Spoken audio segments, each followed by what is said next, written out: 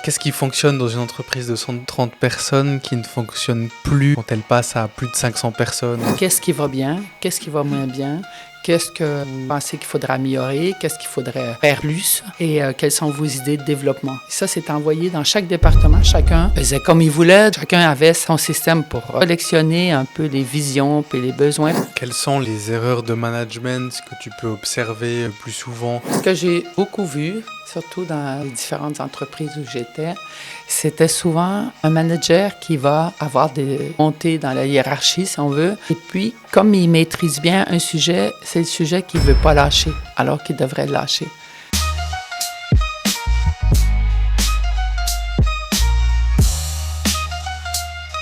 Nicolas, lors d'une interview, on t'a demandé de donner un conseil aux entrepreneurs et tu as répondu « il ne faut pas trop penser ». Pourquoi est-ce qu'il ne faut pas trop penser? Je ne me souviens pas quand j'ai dit ça, mais en fait, c'est plutôt quand on se met trop à ressasser, souvent ça nous met plus des barrières qu'une impulsion pour aller de l'avant. Donc quand je dis il ne faut pas trop penser, ça veut dire il faut oser. C'est ça que ça veut dire. Il faut oser, mais est-ce qu'il faut oser à tout prix? Est-ce qu'il faut oser sans réfléchir? Non, ben certainement pas.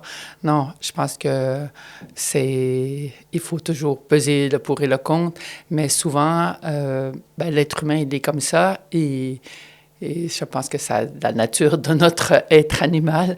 On va mettre en avant plus le côté négatif que positif, puis ça peut faire en sorte qu'on va rater des opportunités.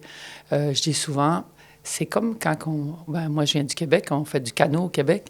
Quand tu descends une rivière en canot, t'as l'eau de la rivière avance, et puis tu arrives devant un rapide. C'est clair qu'il faut observer où il faut passer, mais si tu observes trop longtemps, ton canot il renverse. Donc, il faut observer, puis décider où aller. Puis après, un coup décidé, si jamais c'est la mauvaise option, c'est mieux d'être en mouvement que d'être à l'arrêt. Ouais, c'est vrai que j'avais jamais entendu cette analogie, mais c'est vrai qu'elle est très parlante. Bon, il faut avoir fait du canot pour le comprendre. Sûr. J'en ai fait un petit peu, du kayak, mais c'était sur le lac. Le kayak en rivière, c'est la même chose. Oui, tout à fait. C'est vrai que si on se laisse... Au final, si on n'agit pas et on se laisse porter par le courant, ce qui est sûr, c'est qu'on va quelque part, mais on ne sait pas où on va. Oui, c'est ça, exactement. Et Nicolas, pour les personnes qui ne te connaîtraient pas, qui es-tu? Je suis Nicolas Thibodeau. Alors, j'ai gardé mon nom de fille, même si quand je me suis mariée, mon mari c'était un Tessinois. Et je suis ingénieur mécanique. Je viens du Québec, mais ça fait maintenant 36 ans, bientôt 37 ans que je suis en Suisse. Donc, j'ai passé plus de temps en Suisse. Et je suis un entrepreneur. Donc, toute ma vie, ça a été réalisé dans le domaine de la mécanique ou de la microtechnique, différents projets. Et aujourd'hui, tu continues à t'identifier de cette façon? Je pense que quand on est ingénieur mécanique, c'est un peu une passion. Donc, on le reste, même si aujourd'hui, je suis plus opérationnel dans une entreprise, puisque j'ai arrêté l'année dernière à l'âge réglementaire de la retraite. Et, 65. 64. 64. Ouais. Mais je reste très proche du domaine horloger, du domaine mécanique. Et j'ai gardé des fonctions dans différentes grémiums, si on veut, qui me permettent de continuer à avoir le sentiment, suivre l'actualité et de prendre un peu le pouls de ce qui se passe sur le marché. Et ça, on va évidemment en parler de tes différentes fonctions dans les différents conseils d'administration de certaines entreprises dans lesquelles tu sièges depuis déjà quelques années. Peut-être pour revenir sur ton parcours, alors on ne va pas tout le refaire, mais si on part depuis 2003, qui est l'année où tu débutes chez MPS, Micro Precision Systems, l'organisation était, d'après ce que j'ai pu lire, était marquée par une restructuration, par des licenciements. Ce n'était pas, une entreprise qui était très florissante. Donc, tu arrives dans ce schéma-là, donc avec des gros défis. Quel est le problème le plus urgent que tu vois et auquel tu dois concrètement agir? Est-ce que c'est la rentabilité? Est-ce que ce sont les produits? Est-ce que c'est la partie RH, la confiance?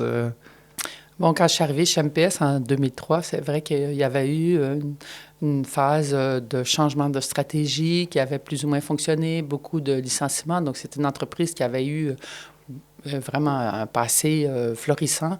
Et puis, c'était un peu écrasé, défait en morceaux. Il restait plus que 35 personnes à Bonfol et 95 à Bienne. Donc, il faut s'imaginer, il y a dans l'entreprise des gens qui ont été choisis pour garder, puis d'autres qui ont été licenciés et repris. L'équipe, elle est très dissoute. Il y a plus beaucoup de liens entre les personnes.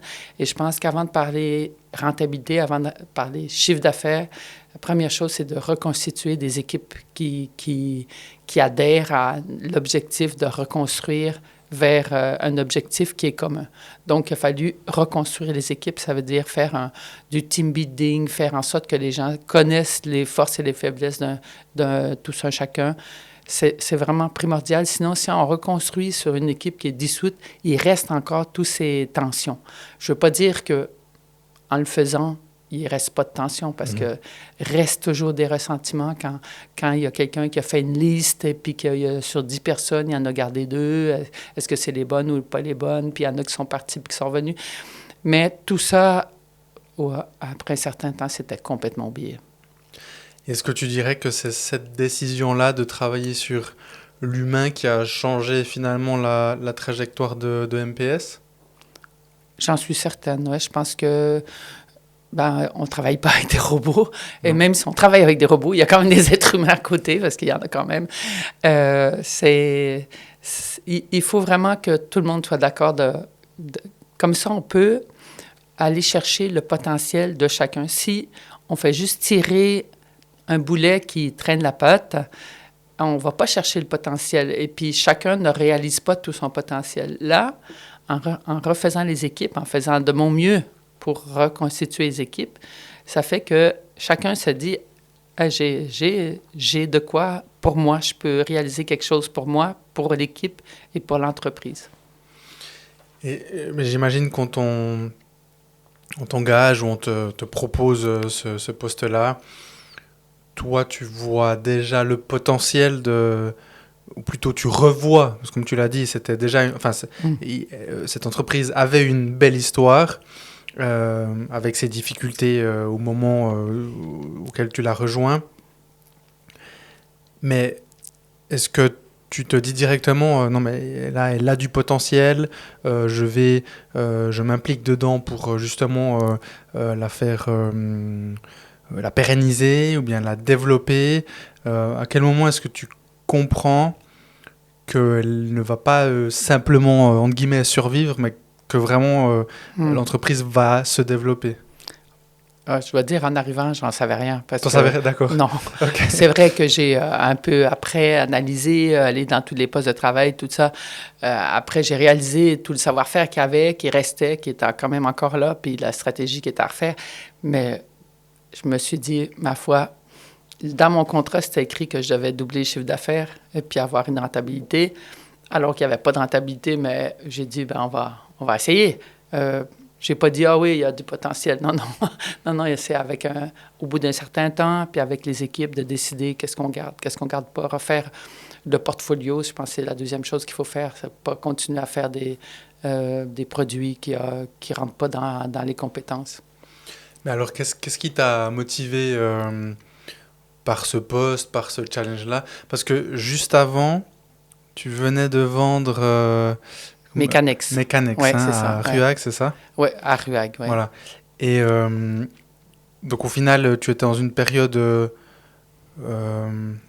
tu recherchais toi-même, où on est venu te chercher. Comment ça s'est passé un peu Alors, quand j'ai vendu Mechanics, après, je suis resté encore un petit moment. Et après, j'avais que des mandats de conseil d'administration. Okay. Et pendant une année et demie. Il y avait aussi un mandat avec Inno Suisse, enfin, ça s'appelait la CTI à l'époque. Mais au bout d'un certain temps, je me suis dit, si je continue, je vais me faire un cancer parce que j'étais une personne à ce moment-là très opérationnelle. Et d'être que à conseiller qu'à surveiller, hein, c'est le rôle du conseil d'administration, de la haute direction, de surveiller l'orientation, la stratégie, ça me nourrissait pas assez. Donc un jour, je me suis dit, ben là, il faut que j'arrête. J'ai tout arrêté et à ce moment-là, au même moment, j'avais 2 propositions, si on veut, qu'on est venu me chercher. Et la première proposition, j'avais accepté, mais quand j'ai reçu le contrat, j'ai dit non, je ne peux pas accepter ça. C'était un mandat qui était public-privé, justement, avec le canton de Neuchâtel. Mais quand j'ai reçu le contrat, je me suis dit non, je n'arriverai pas à gérer là où le budget dépend du Conseil d'État. Non. Okay. Donc, j'ai dû refuser après que j'avais accepté. Et pendant cette période-là, MPS qui venait d'être constitué, vu que c'était RMB qui avait été rené de ses cendres en créant MPS. Donc, là, je les ai rencontrés, puis je tombe en amour avec l'entreprise. OK. Parce qu'en fait, à cette période-là, quand tu... J'habitais Nyon encore. J'habitais la région de Nyon. OK. C'est justement où évoluait Mécanex. Oui, c'est à Nyon. Ouais. Et c'est intéressant, donc, parce que financièrement, alors je ne sais pas, moi j'ai lu que tu avais racheté Mécanex.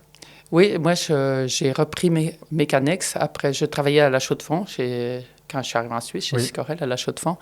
Et j'étais en contact avec les propriétaires, la famille des propriétaires de Mécanex qui recherchaient un repreneur. Et à ce moment-là, c'était une période où c'était le bon moment de changer. J'avais travaillé chez IBM, j'avais travaillé dans le circuit imprimé, ça faisait presque 10 ans. Et là, il y avait une opportunité.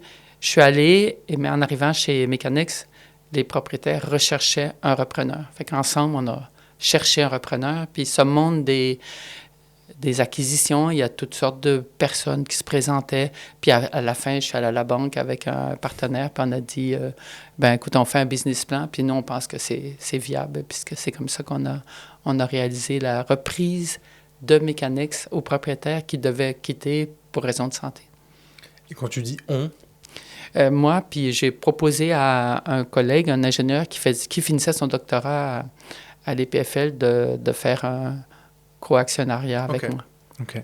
Et donc justement, donc tu vends en Mécanex, donc ça fait quoi, en 2001, 2002? Oui, moi j'ai quitté en 2000, oui, ça doit être 2002, oui. Ouais. Donc financièrement, j'imagine que voilà, t'es pas à la recherche absolue, en tout cas pas dans les mois d'après d'un salaire. Tu fais un exit finalement, tu vends à Ruag. Donc en fait, là où je voulais en venir, c'est que je trouve intéressant que donc financièrement, tu étais stable, on va dire. Ouais. Tu avais des mandats de conseil d'administration qui t'alimentent aussi financièrement. Pourtant, tu te dis, non, en fait, c'est pas ce que moi je veux maintenant. Je ne me nourris pas suffisamment. J'ai besoin d'autre chose pour pouvoir me sentir en vie, pour pouvoir me sentir complètement moi-même. Ouais. Et donc, justement, tu quittes tout et finalement, il y a cette opportunité chez MPS. Je trouve c'est pas trivial de... Non, c'est vrai de dire j'étais avant actionnaire, puis maintenant je deviens CEO. Je me suis posé moi aussi la question, est-ce que ça va jouer? Parce que quand on est CEO, on est soumis au conseil d'administration. Mais quand je travaillais chez IBM, il y avait sur le mur un petit mot, c'était écrit « Si c'était votre entreprise, que feriez-vous? » Et j'ai toujours agi comme ça, tout le temps pour le bien de l'entreprise, que ce soit moi comme actionnaire ou moi comme CEO. Et puis, finalement, je suis très, très bien tombée chez MPS puisque les actionnaires, c'était des des entreprises, une entreprise qui était loin, qui ne connaissait pas le domaine, donc ils m'ont donné vraiment carte blanche et ça a bien fonctionné. OK. Eh bien, ils ont compris qu'il fallait me donner carte blanche aussi. Oui, c'est clair que c'est donnant-donnant. Oui, c'est ça. Quand il a fallu choisir une assurance, j'ai naturellement opté pour la mobilière. Pourquoi ? Parce que c'est une assurance suisse et qui redistribue une partie de ses bénéfices à ses clients. Mais au-delà de ça, ce qui m'a marqué, c'est leur fiabilité, qu'on ça compte vraiment. En 2020, en pleine pandémie Covid, ma femme et moi avons été rapatriés de Colombie et grâce à leur assurance voyage, tout a été pris en charge sans discussion.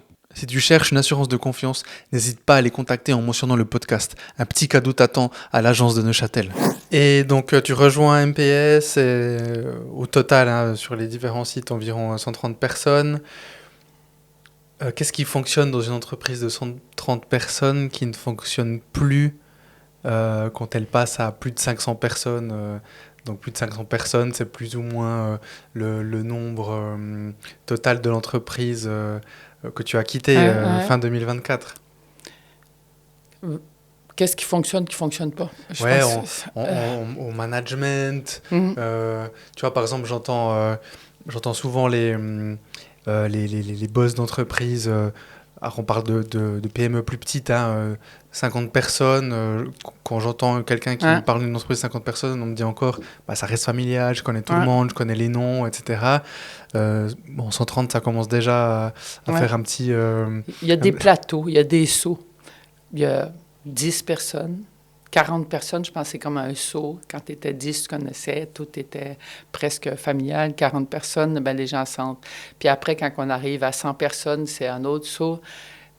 Après, c'est clair que il ne peut pas avoir la même proximité, mais il y a quand même l'esprit qui reste quand on est parti. C'est une philosophie d'entreprise. Ça, les valeurs, elles se développent. Elles ne changent pas, les valeurs. Elles se partagent. Et c'est bien important, dans l'évolution de l'entreprise, de continuer à partager ces valeurs qui sont l'éthique, la précision, le respect. Ces valeurs-là, elles perdurent, puis elles sont transmises. Les entreprises qui sont basées sur une rigidité, puis une très, très stricte comme ça dans les procédures, ils vont rester comme ça. Ceux qu'elles sont, on va plus encourager l'innovation et puis le transfert de savoir des secteurs avec la transversalité. Ça, c'était plutôt chez nous. C'est là-dessus qu'on a construit. Mais c'est clair que le système de gestion, il ne peut pas être le même. Le système de l'organisation doit évoluer. Toute la digitalisation, on peut bien faire quand on est 10, 40, même jusqu'à 100 personnes. On peut encore faire avec des fiches rouges, oranges, mais quand on arrive à plus, ça ne fonctionne plus. Il faut avoir un système solide. Puis à un moment donné, quand on voit l'évolution, on peut se faire, dans 5 ans, où on veut être. Et puis quand on se dit, dans 5 ans, où on veut être, oui, on voudrait être à tant de chiffre d'affaires, ça nous dit, ce que je mets en place aujourd'hui, il faut que ce soit encore solide pendant un certain temps, fait qu'on choisit des solutions qui nous permettent d'avoir, qui ne nous ferment pas, mais qui nous permettent d'ouvrir les portes. Et tu te souviens de certaines actions, certains processus ou autres que tu as dû formaliser entre ce passage d'une centaine de personnes à plus de 500? Il y en a eu beaucoup. Il y a eu déjà un ERP un peu plus solide, un ERP, donc un système de gestion. C'est clair, on avait un système de gestion qui n'avait pas été mis à jour. Après, il y a tous les choix de logiciels qu'il a fallu mettre en place. Le spaghetti du serveur. Une entreprise qui se développe, elle fait un de ces spaghettis où tu as des répertoires, des trucs. Après, il a fallu mettre en place plutôt des logiciels de traitement de tout le savoir-faire. Tout ça, c'est quelque chose qui doit se mettre en place pour être capable de construire pour le futur. Sinon, on se retrouve avec quelque chose de trop complexe qui est trop emmêlé. Donc, à un moment donné, il a fallu changer complètement, repartir avec un nouveau logiciel de gestion. Puis aujourd'hui, c'est encore une autre étape. C'est aussi encore tout le temps une mise à jour. La même chose pour le SIRH. Je pense que c'était important de passer sur un système de ressources humaines digitalisées pour permettre d'avoir une gestion qui est, je ne veux pas dire facile, mais qui est adaptée au nombre d'employés, puis qui est adaptée à ce qu'on a aujourd'hui, à ce qu'on recherche. Quand tu parles de SIRH, c'est quoi? C'est une plateforme où les collaborateurs, collaboratrices trouvent toutes leurs fiches de salaire, leurs certificats, les évaluations annuelles ou trimestrielles ou peu importe, les demandes d'absence, de congés, c'est tout ça ou bien? Oui, oui, c'est exactement ça. C'est à plusieurs volets, mais ça peut évoluer. Et je pense que c'était important qu'on le mette en place pendant un bon moment. On disait, oui, il faut falloir qu'on y passe, mais avec les ressources humaines et puis les opérations, on a mis ça en place. Et je pense que c'est important quand on a une certaine grandeur, on peut plus vivre avec des fiches d'absence, des fiches, puis pas de transparence. Ça l'oblige à une certaine transparence.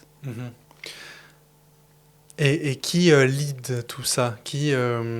C'est toi, c'est la CEO, c'est d'autres personnes qui t'apportent ce genre de projet ou comment ça se passe? Dans une entreprise, en tout cas chez MPS, on a toujours travaillé en comité de direction en disant quand on est dans le comité de direction, chacun apporte sa pierre à l'ensemble.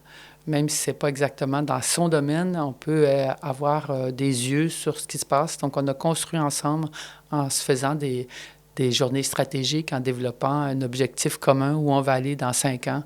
Et puis après, quelles sont les options qu'on peut prendre et puis quelles sont celles qu'on va prendre, qu'on décide de prendre. Ces journées stratégiques, elles se présentent comment? Vous sortez de vos bâtiments, vous restez au sein des bâtiments, ça se passe comment? Oh ben, sur les 20 quelques années, ça a bien évolué, mais en principe, on essaie de sortir de l'endroit. Bon, moi, comme j'avais ma place à La Foulie en Valais. On a souvent fait un peu en Valais dernièrement, mais avant, on a tout fait dans la région, Neuchâtel, Lac de Morat, Lac de Bienne. On a un peu... Même Zurich, une fois. OK, sympa. Ouais. J'ai eu un invité, Fabio Ronga, qui a créé une scale-up qui a été maintenant... lui, il en est sorti. Bref. Et Fabio, justement, il faisait ça avec son... Alors, je crois il faisait... Non, je sais plus, il faudrait que je réécoute l'épisode. Mais je crois que c'était 5 jours au total, peut-être à peine moins. Mais il y avait un jour ou un jour et demi... donc le comité de direction qui... généralement, je crois qu'ils allaient même à l'étranger. Et en fait, il y avait... Alors eux, ils étaient, je sais plus combien de personnes, 200... Je dirais 200 personnes. D'abord, le comité de direction, justement, il faisait ce genre de journée ou même journée et demie stratégique. Ensuite, il y avait l'ensemble de l'entreprise qui les rejoignait. Et puis, c'était un moment un peu convivial, comme ça. J'ai toujours trouvé très intéressant ce genre de fonctionnement. Alors, chez MPS, non, on a fonctionné différemment. C'est-à-dire qu'avec le temps, on a mis en place le fait qu'on envoyait des documents à chaque secteur qui répondait, qui nous donnait tous les inputs avant. Il y a tout un travail préparatoire. Qu'est-ce qui va bien? Qu'est-ce qui va moins bien? Qu'est-ce que vous pensez qu'il faudrait améliorer? Qu'est-ce qu'il faudrait faire plus? Et quelles sont vos idées de développement? Et ça, c'est envoyé dans chaque département. Chacun faisait comme il voulait, donc soit des réunions de département, soit transmettre cette feuille à tout le monde, puis après faire une concaténation. Donc, chacun avait son système pour collectionner un peu les visions, puis les besoins, puis aussi... Il y a des fois, de la base, il y a des choses qu'on ne s'aperçoit pas, mais qui peuvent ressortir, qu'il faut absolument traiter. Donc, on collectionnait tout ça. Chacun faisait son travail préparatoire. Puis après, avec le comité de direction élargi, là, on se réunissait des fois avec des séances préparatoires, puis après, extramuros. Bon, moi, comme je voulais que ça coûte pas trop cher. On n'a pas été à l'étranger. On a fait souvent, parfois quand on est dans des périodes de restrictions budgétaires, on a fait au chalet, mais après, quand on pouvait se le permettre, on a pu aller dans des endroits sympas, mais quand même pas à l'étranger. Ouais, d'accord. Intéressant.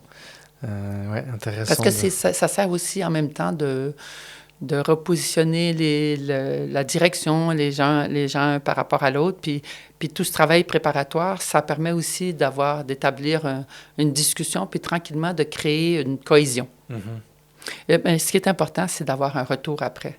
C'est-à-dire qu'un coup il y a plein de choses, des propositions qui émanent de la base, qui sont apportées, mais on ne peut pas traiter à la petite semaine chacune des demandes. Bien sûr. Mais après, il doit quand même avoir un retour. Donc, en séance plénière, chaque année, on faisait une séance plénière où on donnait les objectifs stratégiques de l'année, puis vers où on va aller à moyen terme.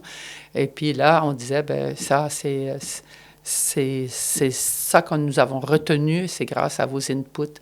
Et ça, c'est ce qu'on n'a pas retenu. Puis après, pour le détail, après, c'est revu dans chaque secteur.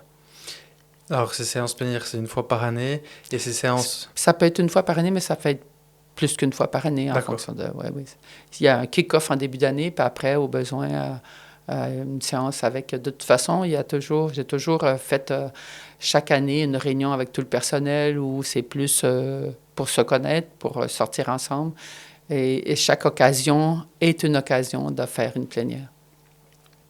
Et ces séances avec le comité de direction, c'était en termes de fréquence? Alors, la séance stratégique ou la séance normale? Stratégique. La séance stratégique, c'est chaque année. Chaque année, ouais. Une fois? Une fois chaque année, oui. Puis après, c'est sûr qu'au comité de direction, il y a une revue de l'état d'avancement. D'accord. Et à mesure que MPS grandissait, qu'est-ce que tu as dû arrêter comme action ou tâche que tu faisais personnellement parce que, je ne sais pas, la taille le permettait encore? Qu'est-ce qui te vient comme ça? Quand j'étais chez Mechanix, j'avais commencé le brevet fédéral de comptable, donc avec la comptable, donc on faisait tout ensemble, on était trop petits. Après, Tu l'as terminé, ce brevet? Non. Pour moi, j'ai fait la première année, puis après, j'avais compris un peu. Mon but, c'est pas de devenir comptable. Ouais, bien sûr. Et après, c'est clair, chez MPS, au début, on fait un peu du micromanagement parce qu'il n'y a pas assez de ressources, on se partage les tâches. Et puis après, il faut vraiment laisser le travail aux personnes compétentes pour décider. Puis après, c'est clair quand il y a, par exemple, des absences pour maternité ou maladie, des fois, il faut se partager les tâches des personnes qui ne sont pas là. On se retrouve à se replonger des fois mais c'est très bien, ça nous permet de se replonger et puis de voir, une fois j'ai dû reprendre le bâtiment, l'informatique, en attendant qu'on retrouve quelqu'un. Et puis c'est très bien, ça me permettait tout à coup d'avoir un contact direct avec différentes personnes. Puis ça permet de réaliser le travail qui est à faire. Mmh. Et quelles sont les erreurs de management que tu peux observer le plus souvent, que ce soit avec ta casquette d'ancienne CEO, donc avec tes collègues du comité de direction, ou que ce soit avec ta casquette dans les conseils d'administration où finalement là, alors là justement tu t'extrais et puis tu es en haut de ce comité de direction. Quelles erreurs tu vois fréquemment? Ce que j'ai beaucoup vu, surtout dans les différentes entreprises où j'étais, c'était souvent un manager qui va avoir des montées dans la hiérarchie, si on veut, et puis, comme il maîtrise bien un sujet, c'est le sujet qu'il ne veut pas lâcher, alors qu'il devrait le lâcher. Alors, par exemple, une personne qui est aux finances, puis qui après va se retrouver CEO, eh bien, elle va continuer à ne pas lâcher des finances alors qu'elle devrait laisser ça à son équipe. Ou la même chose, ressources humaines ou l'engineering, l'ingénieur qui devient CEO ou qui devient chef de plusieurs usines. Il continue à faire l'engineering alors qu'il devrait être conseiller, il devrait continuer à apporter sa pierre à l'édifice, mais ce n'est pas son rôle, c'est le rôle de celui qui a repris son poste. Mhm. Et alors, quel est le rôle du CEO?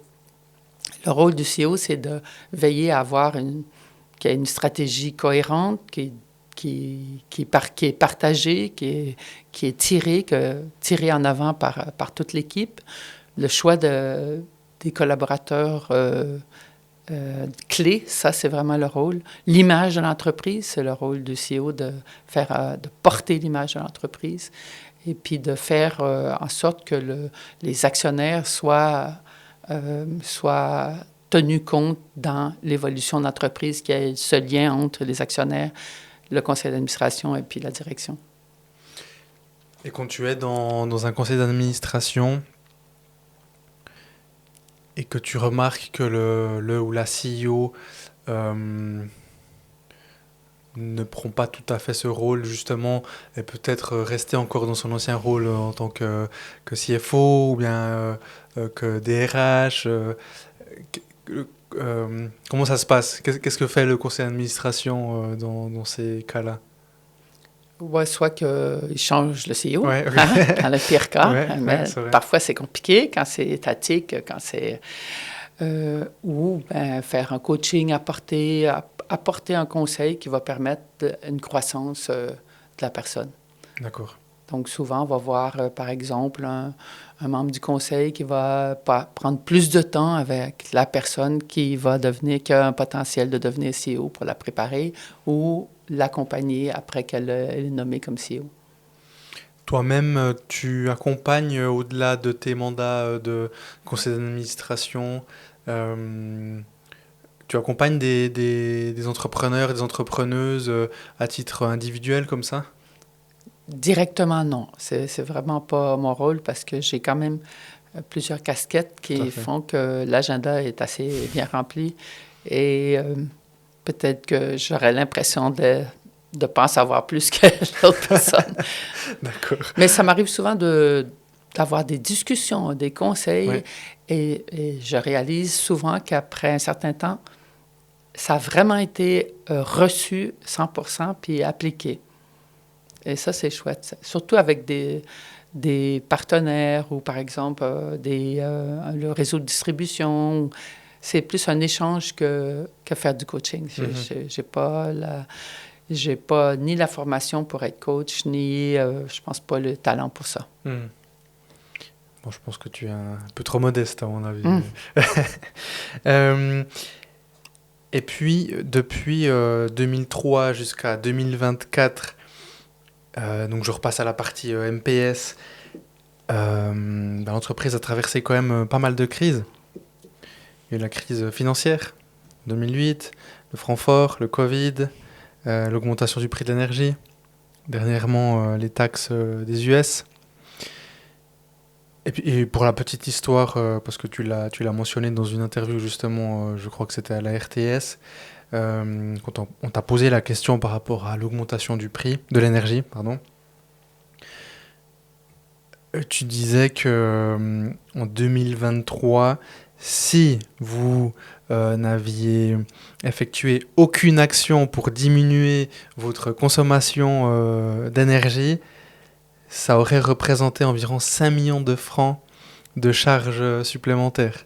Donc c'est juste pour la petite histoire. C'est pas tout à fait juste, c'est l'ensemble, 5 millions de kilowattheures, la consommation, et ça nous a permis d'économiser jusqu'à plus d'1 million de kilowattheures. Ah d'accord, alors ouais, j'avais mal compris. Mais en termes de coût, ça représentait quand même potentiellement... à ce moment-là, on avait dû signer à 86 centimes de kilowattheure. Alors que vous étiez sur 6 centimes? Oui, c'est ça. Donc, 6 centimes de la molécule, puis après avec le réseau, puis la redevance un peu plus. Mais alors, ça nous faisait quand même une économie d'1 million, mais également, quand on économise de l'énergie, c'est aussi les machines qui sont plus performantes, c'est pas que l'économie en francs, Bien sûr. mais c'est pas négligeable quand même. Mhm. Mais le reste, c'était quand même cher pour le reste de ce qu'on n'a pas pu économiser. Ouais, Ce qu'on a... bien sûr. Voilà, c'était juste pour dire qu'il y a eu quand même passablement de crises. Ah, il y en aura encore. Hein. Bien sûr, Voilà. bien sûr. À chaque fois, il faut se dire, le monde est comme ça. Et d'ailleurs, s'il n'y avait pas de crise, peut-être qu'on ne servira pas grand-chose. Hein. C'est vrai, mais justement, comment est-ce qu'on s'outille pour traverser les futures crises qui viennent? Donc là, en fait, ne partons pas sur l'hypothèse future, mais plutôt revenons sur ce que toi tu as vécu. Comment est-ce que tu as traversé ces crises? Et ensuite, qu'est-ce que tu faisais pour justement te, entre guillemets, prémunir d'une certaine façon euh, pour les plutôt aux futures crises à venir? Bon, je pense qu'il faut être transparent, voir les choses en face, pas trop traîner, mais pas non plus suivre le bruit. Chez MPS comme chez Mechanics, le fait d'innover a été de toujours être très, très fort dans l'innovation. Ça nous a permis de souvent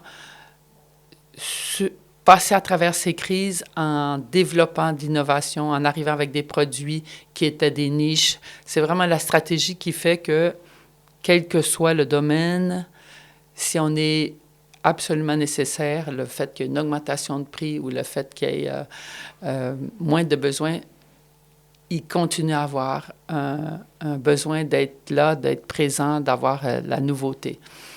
Après, ce n'est pas la seule solution et chaque crise a son faisceau d'actions qu'il faut prendre, qu'il faut réaliser. Il ne faut pas se dire c'est impossible que je réduise le personnel, mais quelles sont les solutions? Est-ce que je peux faire de la RHT? Est-ce que je peux développer des nouveaux marchés? Est-ce que je peux faire en sorte que prendre sur ma réserve pour faire de l'innovation, pour occuper les gens, pour ne pas avoir à me séparer de ressources qui sont absolument nécessaires?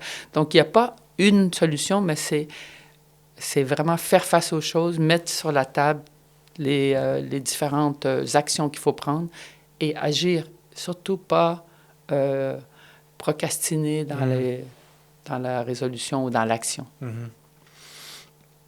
C'est mieux de faire quelque chose et après de s'apercevoir que c'est pas ce qu'il fallait faire que d'avoir rien fait. Parce qu'au moins, quand on va dans une direction, on peut agir pour venir. Mais si on y va, si on va nulle part, C'est ce que tu disais en introduction, en Ouais, fait. ouais. Il faut toujours agir. Il faut être dans le mouvement, Ouais, c'est ça. Dans le flux, comme on dit maintenant. dans le flux, exactement. Dans le flow. Ouais, dans le flow, ouais, c'est ça. On passait du flux au flow. Ouais. Euh, et est-ce que tu as dû prendre, pendant une de ces crises, une décision qui allait à l'encontre de ce que tu aurais normalement fait ou de certaines valeurs? Est-ce qu'il y a un élément comme ça un peu marquant? Non, ça m'est jamais arrivé de devoir écraser mes valeurs. Ça aurait été trop difficile. Heureusement, on a pu, que ce soit chez Mechanics ou chez MPS, ça m'est jamais arrivé.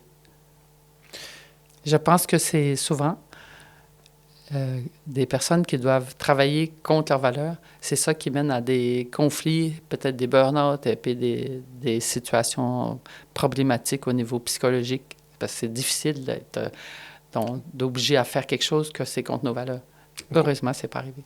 Complètement. Être en conflit permanent avec soi-même, ça ne peut que apporter du négatif. Voilà, c'est vrai que des fois, on se pose des questions dans certains domaines. Est-ce que c'est bien de travailler dans ce domaine-là? Et puis après, se dire, mais si on le fait, c'est parce que c'est bien pour nous, c'est bien pour la société, c'est bien pour le monde. Donc, il faut qu'on ait du sens à ce qu'on fait et le croire. Mhm. Pas faire semblant. Tout à fait. En fait, en posant cette question, je me disais par exemple, effectivement, selon les complications qu'on a, si tout d'un coup on a une opportunité alors qu'on s'était dit, il y a des entreprises qui vont avoir des chartes bien précises avec qui ils veulent, ou plutôt dans quel secteur l'entreprise en question est OK de travailler. Et potentiellement, si on vit une crise et puis en fait il y a une opportunité dans un des secteurs qui n'était pas dans la charte, Mhm. ben c'est là où tout d'un coup, tu vois, c'était dans ce sens-là que je te posais la Ouais. question.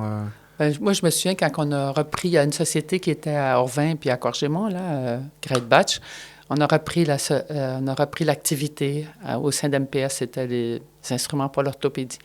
Quand on rentrait à l'entrée de l'entreprise, que ce soit à Orvin, à Corgémont, il y avait des super belles chartes où on voyait les valeurs. Mais en fait, l'entreprise, elle ne suivait pas du tout. Donc, la charte, c'est une chose, mais je pense que qu'est-ce qu'on fait, c'est beaucoup plus important. Et je me souviens de voir ces chartes, puis ils étaient dans des locaux qui n'étaient pas adaptés, des produits, il y avait un super produit, mais ils n'avaient pas donné des outils aux gens qu'ils auraient dû avoir pour pouvoir faire ces produits. Donc, la charte, c'est une chose, mais le plus important, c'est de vivre ces valeurs. Bien sûr. Et qu'est-ce qu'elles t'ont appris donc qu'est-ce que ces crises t'ont appris à toi en tant que dirigeante? Bon, je pense il faut rouler ses manches. Il ne faut pas se laisser endormir sur... il y a des crises qu'il a fallu réagir très vite. Le COVID, en une nuit, il a fallu, en un week-end, à partir du 13 mars ou 16 mars, il a fallu agir tout de suite et puis dire, ben, qu'est-ce qu'on va faire? Il faut mettre des espaces, il faut communiquer avec les gens. Donc, on va faire une vidéo, comment qu'on va faire pour les rejoindre? Il faut avoir les emails, Donc, il y a des crises qu'il faut agir vite, il y a des crises qu'il faut préparer. Quand on voit qu'il y a une diminution dans un certain secteur, on se dit, bon, ben là, il faut se préparer. Peut-être que dans 6 mois, essayer d'avoir une certaine vision à moyen terme, quand on peut, parce que les choses peuvent changer. Parce que même si le carnet de commande est plein, un client peut dire, ben oui, mais j'ai pas ça à commande, mais moi, j'en ai moins de besoin. Puis ça sert à rien de dire, ben maintenant, tu as commandé, tu vas recevoir, parce qu'après, il n'y en aura plus de besoin, ça va être encore pire, le trou. Donc, il faut être pragmatique et puis agir tout en ayant une certaine vision à moyen terme. Comment on va réagir? Quel sera l'impact? Comment qu'on va parer à un manque ou à un besoin futur? Donc c'est agir, évaluer, réagir, Ouais. et constamment de cette façon. Et communiquer. Et communiquer, ouais. En 2020, en pleine pandémie Covid, ma femme et moi avons été rapatriés de Colombie. Heureusement, on était assurés chez la mobilière. Tout a été couvert. C'est pour ça que je leur fais confiance encore aujourd'hui. Tu veux une assurance suisse, fiable et proche de ses clients? Contacte la mobilière, mentionne le podcast et tu recevras un petit cadeau à Neuchâtel. Si on passe maintenant à la partie des conseils d'administration.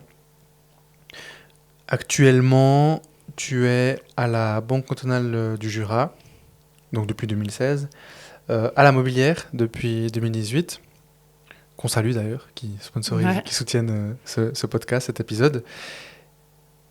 Et avant ça, ou même pendant, tu as siégé dans passablement d'autres conseils d'administration, Charlie Veilla, Monnier SA, les Transen, les transports publics neuchâtelois, CSS Assurance, même la BCV aussi, la Poste suisse, et puis tu l'as cité avant, Inno Suisse. Est-ce que on peut être une bonne administratrice sans avoir jamais dirigé une entreprise, tu penses? Dans un conseil d'administration, on a besoin de beaucoup de compétences. Certainement des compétences d'expérience opérationnelle, mais aussi des compétences en matière légale. Par exemple, il y a des domaines où il faut vraiment affaires réglementaires, risques. Donc, pour ça, il ne faut pas nécessairement avoir une expérience opérationnelle de CEO. Il faut avoir quand même une certaine vision de l'ensemble, mais il y a un faisceau de compétences qu'il faut avoir. Et l'important, c'est que l'ensemble du conseil est capable de compléter ses compétences ou aller chercher les compétences qu'elle n'a pas. Et des entreprises Parlons de la BCJ et la mobilière. C'est juste, c'est les deux, actuellement les deux seuls dans lesquels tu sièges? Oui, conseil d'administration. Après, je suis dans le conseil stratégique de l'EPFL D'accord. et puis du CSEM à Neuchâtel. Ok. Donc, c'est quand même des organisations assez importantes, ou du moins très formelles, si je prends la BCJ. La BCJ. Euh, Est-ce que toutes les fonctions sont remplies? C'est-à-dire, justement, est-ce qu'il y a une personne qui va plutôt avoir cet aspect légal, Mhm. risque, finance, stratégico-opérationnel, peut-être aujourd'hui IA, ou on va dire, Ouais. voilà, Digitalisation. exactement, Mm. digitalisation. Est-ce que généralement tu retrouves toutes ces fonctions dans ces conseils d'administration? Alors, comme les besoins évoluent, le, si on veut, le panel du conseil d'administration évolue aussi. Donc, que ce soit la mobilière ou à la BCJ, le conseil d'administration se fait une auto-évaluation chaque année, identifie là où il faut développer, soit aller chercher des formations au sein du conseil d'administration, ou soit dans les nouveaux membres du conseil d'administration, parce qu'il y a un turnus, ben, aller chercher les compétences. Puis ça, c'est vraiment très, très bien suivi. Et je peux dire que c'est un must. C'est pas est-ce qu'on fait. Non, non. Il faut. Ça doit être fait comme ça. Ça doit être fait comme ça. Et on ne peut pas aujourd'hui avoir des manquements. On doit avoir les compétences qu'on doit avoir. Mais par contre, j'avais vu sur le site de la mobilière, toi tu as un mandat ça fait quoi, 9 ans? De 2018 à 2027? Ouais, 10 ans en fait. Mhm. Tu termines en fin 2027, et puis tu as commencé au tout début 2018. Donc comment ça se passe donc tu dis qu'il y a, il y a un roulement, mais si tous les membres du conseil d'administration ont des mandats de 10 ou plus années, comment est-ce que vous faites Mais, mais il y a toujours certains qui tombent, donc Ah oui, soit qui partent. Donc tout le monde. C'était pas le cas. l'échéance, ouais. Il y avait un cas particulier, c'était à InnoSuisse, puisque InnoSuisse a été créé. Et puis, ben, tout le conseil d'administration a commencé en même temps. Ah oui. Donc, au bout de 8 ans, parce que c'est une durée de 8 ans, tout le monde aurait dû partir. Donc, ça ne va pas. Il y a un problème de continuité et puis de transmission. Donc, ben, ce qu'on a fait, on a dit, ben, certains doivent partir après 6 ans. Puis moi, comme j'avais fait le tour, et puis je pense que c'était bien qu'il y ait des nouvelles compétences qui viennent au sein d'InnoSuisse. Bien, il y en a 2 qu'on a décidé de partir avant le terme de 8 ans. Comme ça permettait de ne pas avoir tout le monde.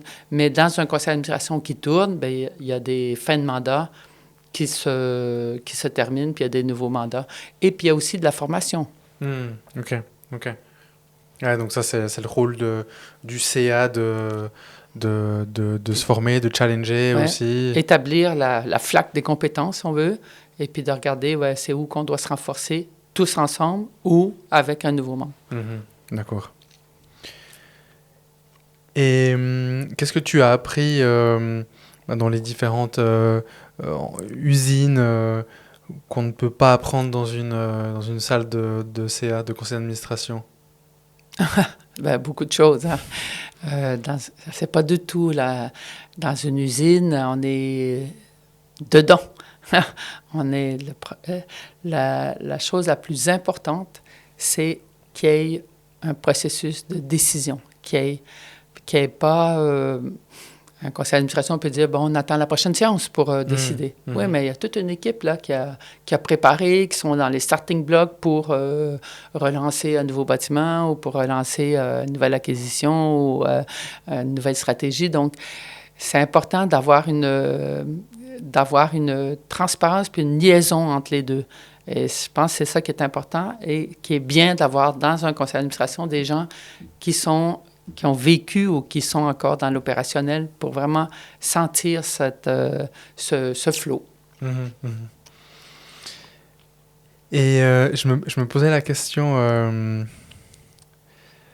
parce que moi, je t'ai dit que j'étais dans 2 entreprises, Mhm. officiellement à 50% dans chacune. Donc SolarSpeed, qui est une startup, et Reality Telecoms. Je commence gentiment, ça va faire bientôt, ça va faire quoi, 3 ans et demi, 3 ans et demi qu'on a la start-up SolarSplit. Et je commence gentiment à sentir quand même une sorte de dispersion, ou parfois que je n'avance pas comme j'aimerais pouvoir avancer dans l'une ou l'autre entreprise. Alors, quand tu es dans un conseil d'administration, tu n'es pas dans l'opérationnel, donc c'est quand même moins chronophage qu'une start-up qu'on développe. Mais en tant que CEO, pourquoi est-ce que tu acceptes de consacrer une partie de ton énergie dans des entreprises que tu ne diriges pas finalement? Oui, je me suis déjà posé la question. Quand j'ai commencé, je me souviens, j'avais été contactée par un chasseur de tête pour aller à la CSS. Bon, mon mari, à ce moment-là, était directeur d'hôpital. En plus, les assurances, c'est un peu l'ennemi. Et puis, je m'étais dit, non, mais j'ai dit, c'est bien gentil de m'avoir convoqué. En plus, j'avais un repas dans un super resto.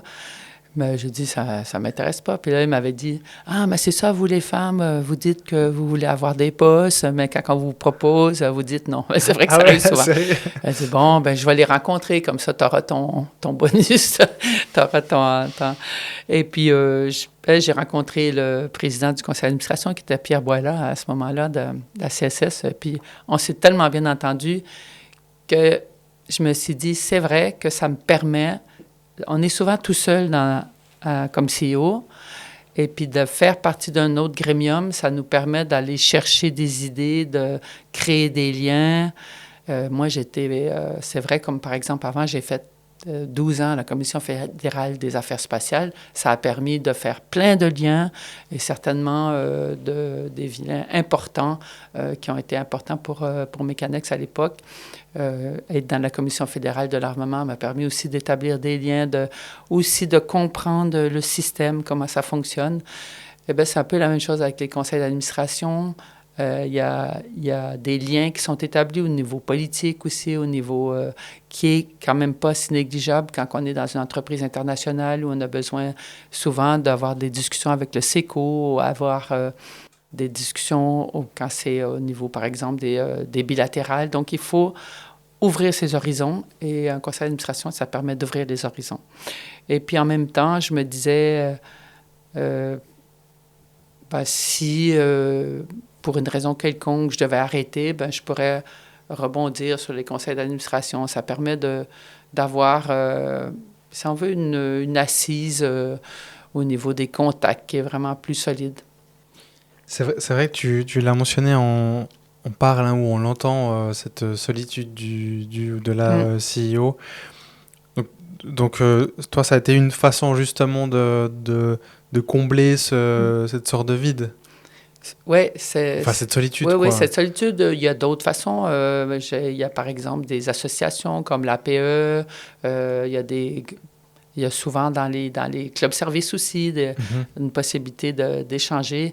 Et aussi, le conseil d'administration, ça permet, par exemple, à la mobilière. Moi, je suis dans l'Ausschuss, le comité digitalisation et développement durable. Et ça, le développement durable, c'est transversal, c'est des solutions ou des pensées qui sont transversales, que ce soit à la mobilière, à la banque ou chez MPS. Et là, ça a été vraiment un apport de part et d'autre très positif au niveau digitalisation avec la mobilière, où on est très, très en avance. On a été dans les premiers à d'avoir un comité digitalisation avec...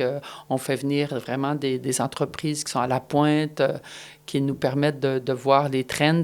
Et ça, c'est vraiment positif partout.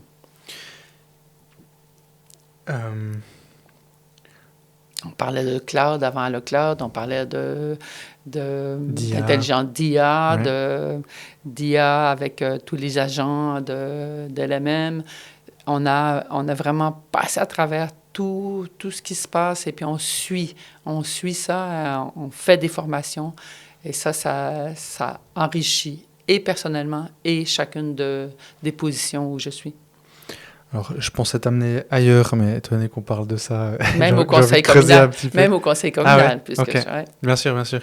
Mais alors, parlons un petit peu... Parlons un petit peu d'IA. C'est vrai que ce que je peux voir quand je parle avec des amis qui sont dans des grandes organisations, l'IA, comme elle est implémentée, c'est très, entre guillemets, basique dans le sens, par exemple, bon, on va les citer parce que c'est quand même les gros players et dans les grosses boîtes, c'est quand même Microsoft qui domine le marché. Ah, souvent, voilà, ils utilisent Copilot et puis après, ben, entre guillemets, ils sont contents et puis ils disent, bah, voilà, ben, on utilise l'IA. Et aujourd'hui, l'IA, ça va tellement plus loin que, entre guillemets, juste de reformuler des mails ou bien, je sais pas moi, poster sur les réseaux sociaux ce genre d'éléments. Avec, tu sais, on parle d'agentique maintenant. Enfin, ça bouge énormément. On peut même en prendre un peu peur selon les experts qu'on va écouter. Je parle d'experts qui sont dans les cœurs des OpenAI, des Anthropic, enfin des gros au niveau mondial, qui ne savent même eux-mêmes pas exactement où ça va aller ou jusqu'où on va aller. Et puis en Europe, on est quand même un petit peu en retard avec ça. Je dis avec ça dans le sens où bah, les gros players sont justement pas en Europe, ils sont aux US, ils sont en Chine. Donc, voilà, il y a plusieurs éléments. Il y a bah, déjà justement l'IA.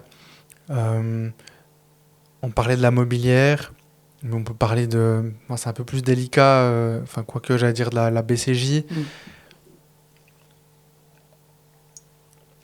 Mais donc concrètement, qu'est-ce qui est fait dans typiquement ces deux organisations? Ben, on peut parler aussi de ta commune au niveau de l'IA. Alors, l'IA, c'est un peu comme l'arrivée avec encore plus d'ampleur, mais l'arrivée d'Internet. Ça, au début, on cherchait sur Yahoo ou Alta Vista, comme ça. Après, ça évolue et puis on réalise et chacun qui réalise le potentiel, quand tout ça, ça se met ensemble, c'est encore un nouveau potentiel. C'est un petit peu la même chose. Et le besoin, l'utilisation d'IA à tous les niveaux, ça sert. Ça sert à aller plus vite, mieux, que ce soit la réceptionniste, le secrétariat, mais celui qui fait la programmation sur la machine, il prend son dessin PDF et puis il y a déjà une base pour faire la programmation pour sa machine, son centre d'usinage ou le banquier pour faire du code, pour faire les fiches d'analyse. Ça va beaucoup plus vite, c'est beaucoup plus complet. Ça permet de détecter des erreurs dans un programme. Je peux prendre mon programme puis dire trouve-moi l'erreur sur le programme, puis ça va donner l'endroit où il y a une erreur. Donc il y a le potentiel, il se réalise à tous les niveaux. Il y a des niveaux où on n'utilise pas l'IA. Hein? Quand je fais une entrevue avec quelqu'un, je suis en face de lui, mais je peux utiliser l'IA pour le début, pour différentes choses. Donc, on a un outil extraordinaire. Il ne faut pas en avoir peur, mais il faut savoir que ça fait des transformations, puis des choses se transforment. Moi, mon arrière-grand-père, il avait un garage, mais il s'occupait des chevaux. Après, s'il avait décidé de ne pas passer aux voitures, ben voilà. Ben, c'est la même chose. Il y a des transformations à tous les niveaux. Et ça, selon toi, selon ce que tu vois, ça suit. Je veux dire, les organisations comme la mobilière, comme la BCJ ou comme ta commune suivent la tendance de l'IA. Oui, oui, tout à fait. À chacun à son niveau, on suit la tendance, on utilise. À la mobilière, c'est incroyable. On a vu des démonstrations où tu as une photo d'un accident, puis il détecte, ben là, il y a eu l'airbag a sauté automatiquement, détecter qu'est-ce qui est des fausses déclarations avec l'IA, ça l'aide beaucoup. Il y a, pour remplir, moi j'ai eu un sinistre il n'y a pas longtemps, eh ben, la fiche, la photo du constat amiable, là, du constat automatiquement tout rempli. C'est incroyable. Il y a vraiment beaucoup de développements qui se font. Et c'est clair qu'aujourd'hui, ça demande beaucoup d'énergie. Mais je suis confiante qu'avec le quantum computer, avec le développement qui se fait au niveau hardware, on pourra pallier au fait que la demande d'énergie va pouvoir être résolue. Mm-hmm. Aujourd'hui, dans l'intermédiaire, c'est ça le problème, c'est que l'IA trop utilisée demande beaucoup, beaucoup, beaucoup d'énergie. Et puis ça, ça veut dire qu'ailleurs, on a moins d'énergie pour d'autres choses. Mm-hmm.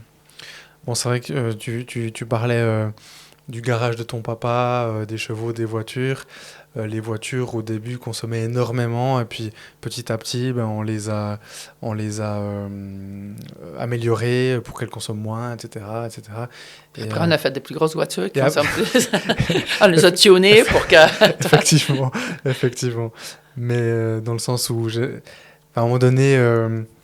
l'utilisation en masse fait aussi qu'il y a plus de moyens et donc on peut aussi plus améliorer l'efficience, etc. Très bien. Je voulais juste revenir sur la thématique qu'on abordait avant de parler d'IA par rapport à la solitude du CEO. Tu as parlé des clubs services. Est-ce que toi, tu as été Oui, moi j'ai été à Nyon, j'étais... au Rotary. C'était une expérience absolument incroyable d'être au sein d'un grémium tout mélangé avec des gens de tous les milieux et puis d'avoir une activité communautaire en plus.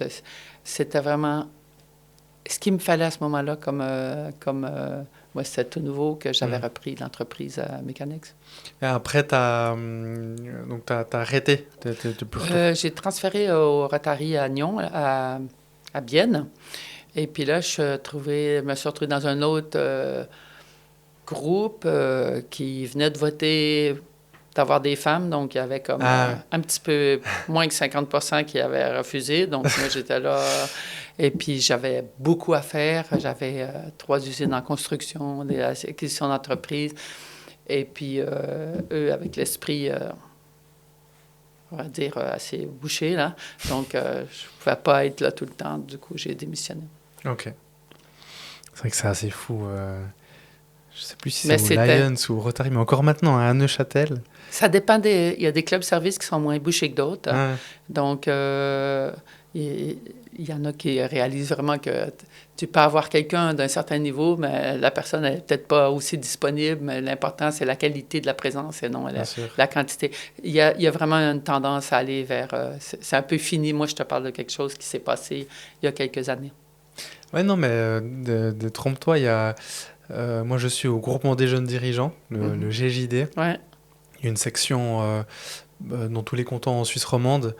Et puis, alors je ne sais pas si c'est le cas aujourd'hui en 2026, mais en 2024, sauf erreur, le GJD Genève, eux, contrairement à celui de Neuchâtel, la présence était quand même assez importante. Enfin, dans le sens,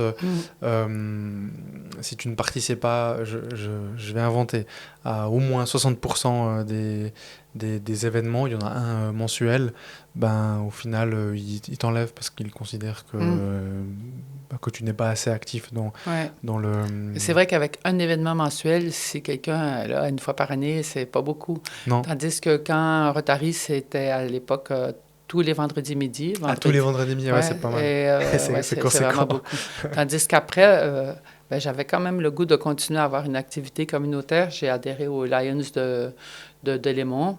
Et là, c'est complètement différent. C'est beaucoup plus open, puis c'est pas tous les vendredis. C'est plus ouvert à faire des actions grandioses que juste des petits trucs du coin, dans le coin. Mm-hmm. Donc, c'était une belle expérience. Bon, maintenant, en vivant en Valais, c'est un peu difficile.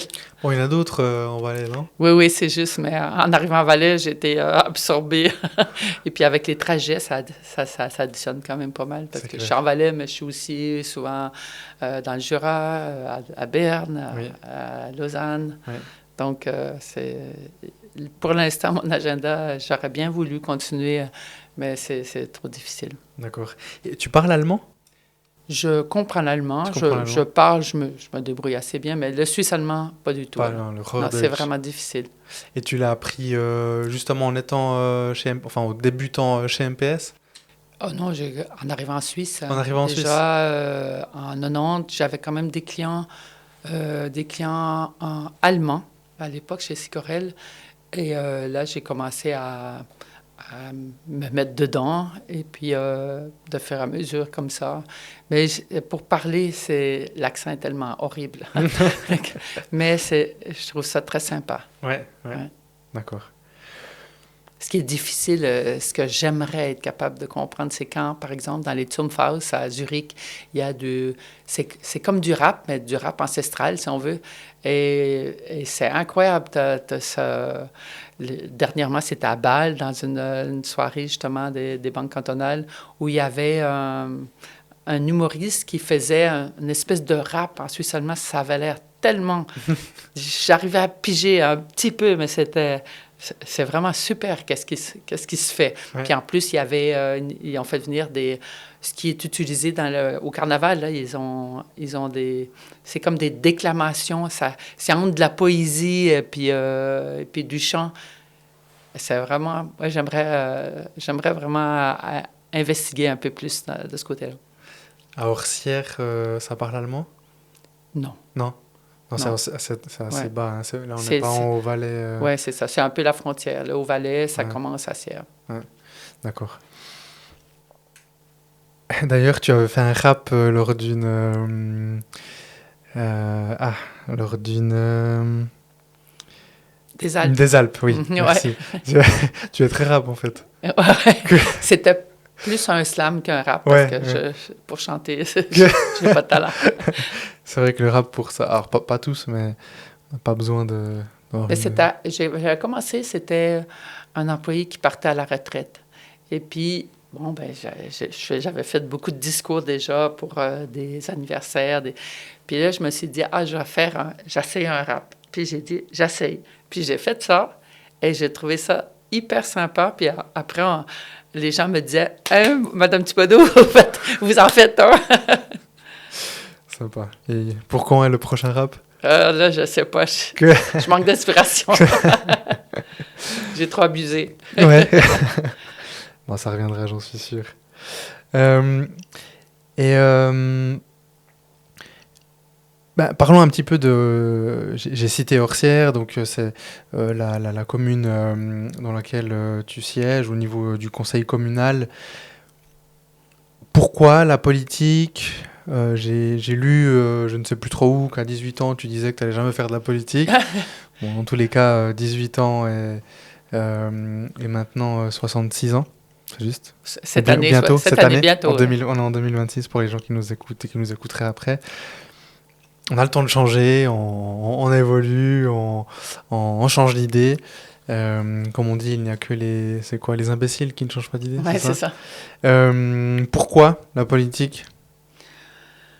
Ben, en fait, je voulais pas faire vraiment de la politique, mais j'ai toujours eu un engagement, j'ai toujours perçu mon rôle qui était pour l'entreprise et aussi pour la société. Toujours un peu en même temps, faire quelque chose pour que ce soit dans les clubs services, justement, ou quand on engage des gens, on procure du travail à cette personne-là, plus les sous-traitants, plus la famille des sous-traitants. On a quand même une dimension sociale qui est importante. Et j'allais tomber à la retraite et à Orsières, où j'étais souvent, puisque c'est ma région pour mes vacances, le chalet. Et j'avais beaucoup de contacts avec le conseil communal, puisque je connaissais pas mal de monde. Puis, il y avait une restructuration, donc un changement du nombre de conseillers communaux. Il cherchait quelqu'un pour être sur la liste. Et je me suis dit, c'est un moyen de redonner à la région, parce que j'ai vraiment beaucoup pris de la région d'Orsières en ayant été là pendant plus de 20 ans, les week-ends, profiter des infrastructures, de tout ce qui se faisait. Donc, c'était un moyen de redonner un peu, si je pouvais apporter quelque chose. Il recherchait quelqu'un qui avait déjà mené à bien des projets, parce dans un conseil communal, il y a toutes sortes de compétences, des compétences au niveau construction que j'ai pas, des compétences au niveau social, mais il cherchait quelqu'un qui avait déjà géré des entreprises pour avoir une touche de plus au conseil communal. Et je me suis dit, pourquoi pas? J'ai donné mon nom, mais je pensais vraiment pas que j'étais pour être élu. Et paf, c'est fait. Et est-ce que c'est plus difficile de convaincre des citoyennes, citoyens, que de convaincre des collègues administrateurs ou des collaborateurs? C'est complètement différent. Voilà, on est dans un conseil communal déjà, on n'agit pas seul. Dans un conseil d'administration, dans une entreprise, on a un comité de direction, mais à la fin, c'est quand même une personne qui décide, tandis que dans un conseil communal, c'est pas du tout. C'est vraiment le conseil communal qui décide, chacun avec ses compétences, mais quand on vote, c'est chacun son vote. C'est très différent. Et pour l'instant, ça va. Tout ce qu'on a décidé ou mis en place, ça a été pratiquement tous partagé par tout le monde. On entend souvent, et puis d'après certaines personnes qui passent du privé au public, apparemment c'est comme une réalité que c'est un peu plus lent que le secteur privé. Qu'est-ce que tu as découvert sur cette lenteur du processus un peu public comme ça? C'est vrai. C'est vrai, mais les gens s'imaginent que dans l'industrie, c'est vrai qu'on peut décider rapidement, construire une usine, acheter une machine, tout ça. Mais par contre, au niveau des produits, dans nos domaines, dans le domaine médical, dans le domaine, certains domaines de la technologie, dans le spatial, c'est très lent. C'est vraiment lent parce qu'on développe, on va faire un prototype, après un essai, après il faut refaire, puis après il y a des essais cliniques, et puis il faut revenir en arrière. Donc c'est des processus, les gens ne se rendent pas compte, mais avant d'avoir un nouveau instrument sur la table, il y a tout un chemin derrière. C'est énorme. Dans le domaine public, c'est toutes les instances. Il faut déjà comprendre, je ne sais pas si j'ai encore tout compris, parce qu'il y a des choses qui relèvent de la commune, il y a des choses qui relèvent du canton. Après, il y en a qu'il faut des préavis, il y en a, c'est pas un préavis, mais c'est une décision, c'est décisionnel, après, il y a des recours, il n'y a pas de recours. Juste comprendre tout ce système-là et après de se mettre dedans. Mais je me suis dit, moi, mon objectif, c'est que dans une législature, on part d'un projet et on les réalise et qu'il soit réalisé. Pour arrêter d'entendre « Ah, mais ça fait longtemps qu'on en discute de ça. » Ça, c'est l'horreur. À chaque fois qu'on émet une idée, « Ah, mais on en a discuté depuis longtemps. » C'est vrai qu'avec ton passé aussi, j'imagine que ça doit... Enfin, si il n'y avait pas d'action, à un moment donné... Oui, c'est frustrant, ouais. C'est mais clair. ça va, on avance bien. OK. Et puis, est-ce qu'il y a... c'est trop tôt ou est-ce que tu t'imagines déjà aller plus haut, plus loin au niveau politique? Ah non, pour Non. moi, à la fin de mon mandat, j'aurai 69 ans, donc il faut laisser la place aux jeunes. Bon, je pense que c'est bien d'avoir une certaine continuité. Et puis, moi, en plus, j'ai de la famille au Canada, donc là, c'est vrai qu'on aurait pu dire, voilà, maintenant que je suis à la retraite, je pourrais un peu plus les voir, que ça m'a beaucoup manqué. Là, j'ai foncièrement décidé de reporter à plus tard le temps que je vais passer avec ma famille. Oui, c'est clair. Après, quand on... Alors, c'est vrai que j'ai pas l'âge en tête des conseillers fédéraux, par exemple. Mais bon, quand on regarde... on voit très bien quand ils sont trop vieux. Ils sont trop vieux. Ça se voit. Effectivement. En tout cas, aux US, on le voit bien. Pas juste aux US. En Suisse aussi, on en a eu qui étaient vraiment au bord de... Oui, c'est vrai. Et ton avis concernant l'Europe et la Suisse m'intéresse parce que justement, tu étais dans une entreprise exportatrice. On a parlé de ces différentes crises que tu as vécues. Moi, personnellement, je suis de plus en plus je fais pas de politique ici, hein, c'est juste si je pense au niveau de la technologie, à un moment donné avec ce qui se passe justement, si on reparle de l'IA, où finalement un Trump peut décider quasiment du jour au lendemain de stopper complètement une IA. Là c'était un modèle d'Anthropic qui n'a pas été, qui est resté en fait aux US, et en fait quand on entend ça on se dit mais purée, en fait, c'est un risque énorme de dépendre quasiment exclusivement de ces technologies, en l'occurrence des US, parce que pour l'instant, en tout cas, la Chine ne fait pas ça, mais enfin, il pourrait potentiellement le faire aussi. Donc moi, je me dis que dans ce sens-là, en fait, nous, enfin, l'Europe doit être forte ensemble. Et quand je parle de l'Europe, je fais fi des accords, etc. Je parle du continent en tant que tel.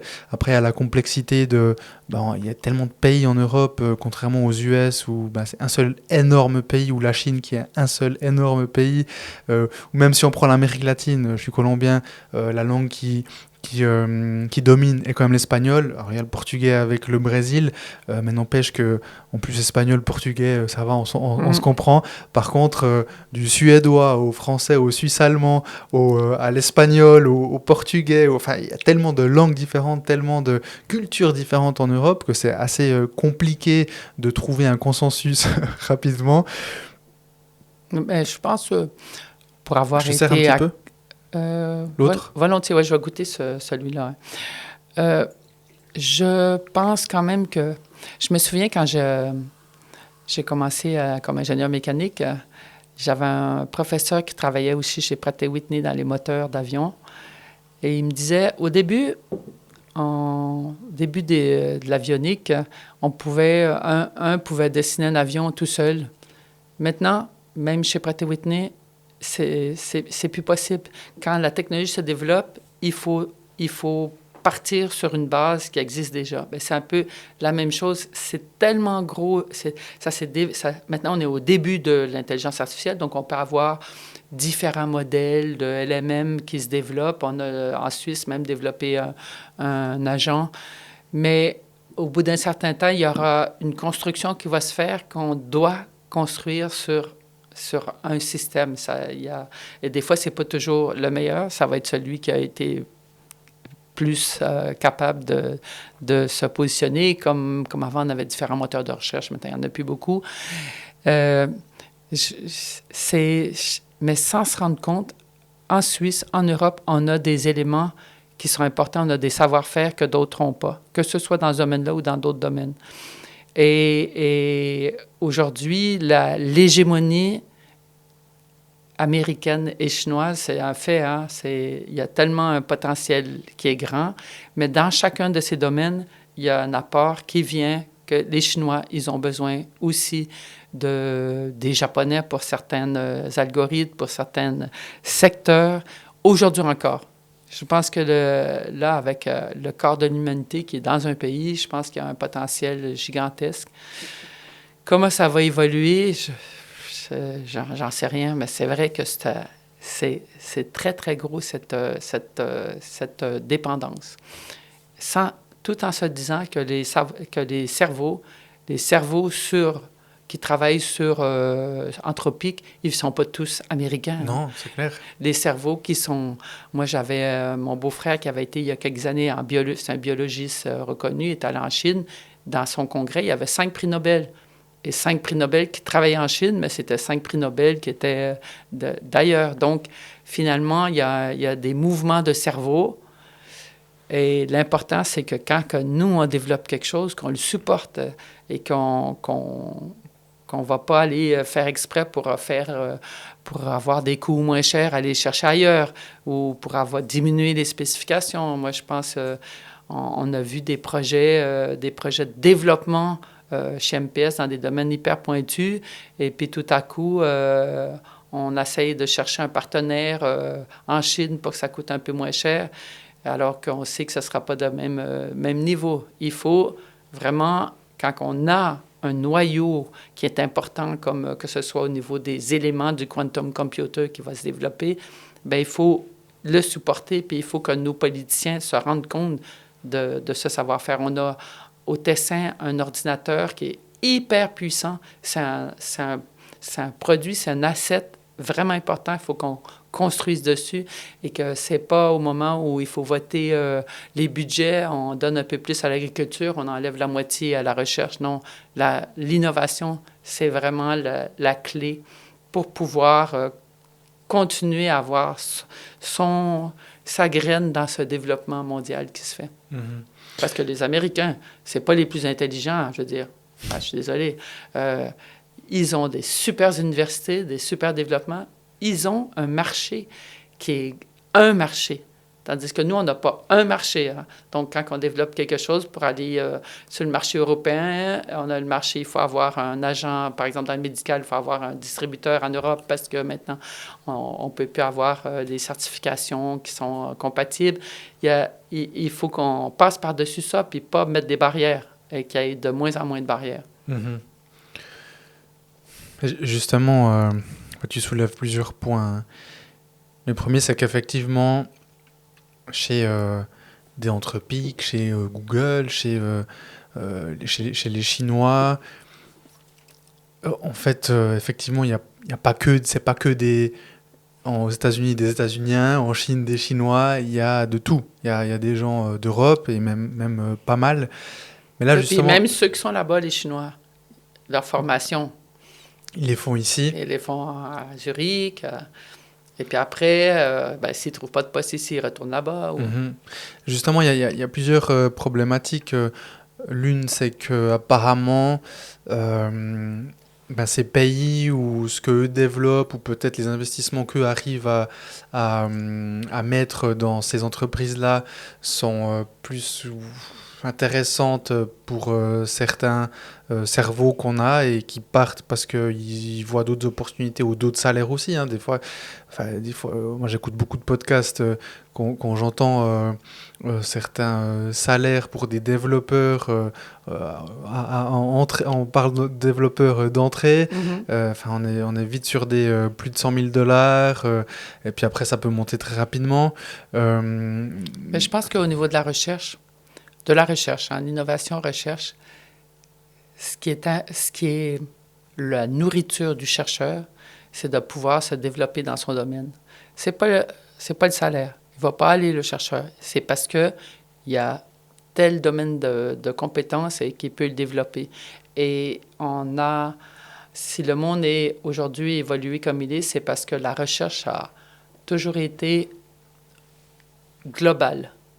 Et puis, il y a toutes ces publications, ce système de publication, ces peer reviews, ces échanges, qui a fait que ça se construit avec les apports de tous et chacun. Et les chercheurs qui vont se déplacer, c'est plus pour le domaine de recherche, en astrophysique ou dans le domaine du quantum ou dans les domaines de l'intelligence artificielle. Ça va être plus parce que là, il sait qu'il y a des compétences qui vont lui permettre d'évoluer et d'apporter un plus à ce domaine de recherche. Mm-hmm. Mais moi, la problématique que je vois, c'est... Avant, je regardais là-bas quand tu parlais tu parlais justement de la technologie et de l'innovation qu'on a. J'ai reçu Dominique Maigret, on ne le voit pas très bien, mais il y a un livre ici. Le cerveau numérique? Non, c'est tout en haut, le rouge. Deep Tech Nation, c'est Israël. D'accord, mais alors Dominique Maigret, qui est un Français d'origine mais suisse depuis très longtemps, qui a créé le CVC de Swisscom, donc Swisscom Ventures. À l'époque, c'était 800 millions, quelque chose comme ça, qu'ils investissaient. Maintenant, c'est le CEO de EcoRobotics, qui est une scale-up qui a dernièrement levé plus de 70 millions. Basés à Yverdon, et ils sont 150 ou 200 maintenant dans le monde. Et Dominique Maigret a écrit ce livre pendant le Covid parce qu'il s'ennuyait un petit peu. Et très intéressant, il parcourt tout l'historique de la Suisse en parlant de ces belles entreprises, ces beaux fleurons qu'on a, que ce soit dans le médical, que ce soit dans la microtechnique, tout ce qui est précision. Mais qui aujourd'hui peinent à trouver des fonds Donc si on parle justement de start-up, et qui malheureusement à un moment donné, enfin si on parle plutôt de scale-up, doivent se tourner vers des investisseurs des US ou ailleurs, Ouais.